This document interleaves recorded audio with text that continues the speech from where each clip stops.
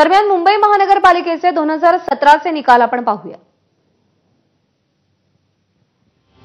तर एकूण जागा आहेत 227, त्यापैकी 84 जागा शिवसेनेला मिळाल्या, 82 जागा भाजपला मिळाल्या, काँग्रेसला 31 जागा, राष्ट्रवादीला 9, मनसेला 9, समाजवादी पक्षाला 6, MIAMला 2 आणि इतर पक्षांना 6 जागा मिळाल्या।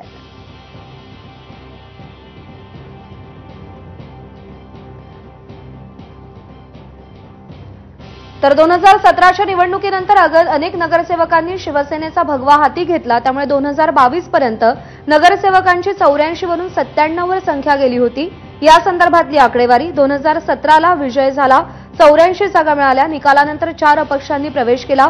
मनसे नगरसेवक जे 6 होते त्यांनी देखील प्रवेश केला। 2022 नंतर आणखी 5 नगरसेवकांनी प्रवेश केला आणि मुदत संपताना नगरसेवकांची शिवसेनेची संख्या झाली 97।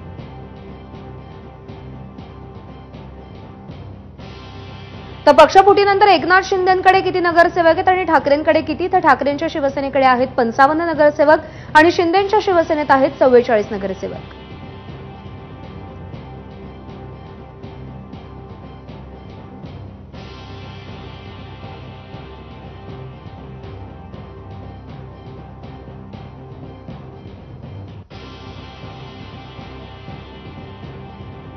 तर ठाणे महानगरपालिकेचा 2017चा निकाल आपण पाहतो। एकूण जागा आहेत 131, त्यापैकी शिवसेनेला 67, भाजपला 23, काँग्रेसला 3, राष्ट्रवादीला 34, इतर पक्षांना 2 आणि अपक्षांना 2 जागा मिळाल्या।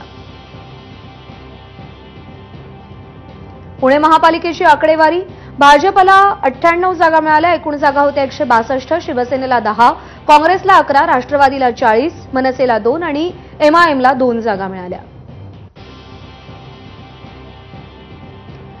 नाशिक महापालिकेचे निकाल, जागा आहेत एकूण 122, त्यापैकी 66 जागा भाजपला, 35 जागा शिवसेनेला, 10 जागा काँग्रेसला, राष्ट्रवादीला 6, मनसेला 5, इतर पक्षाला 1 आणि अपक्ष 3 निवडून आले होते।